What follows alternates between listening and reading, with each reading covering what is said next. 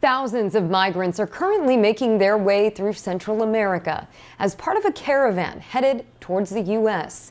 Many clashing with police and immigration officials in those countries. But as ABC 10 News reporter Laura Acevedo explains, experts don't think they'll make it to the U.S.-Mexico border.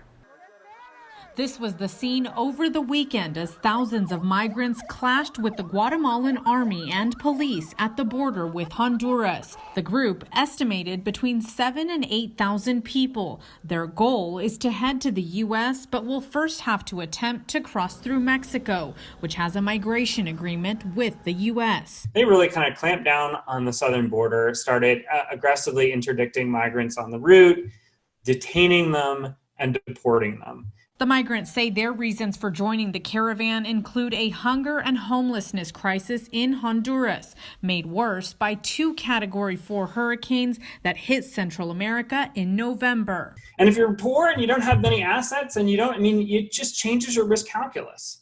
I think anything could be better than this, let's try.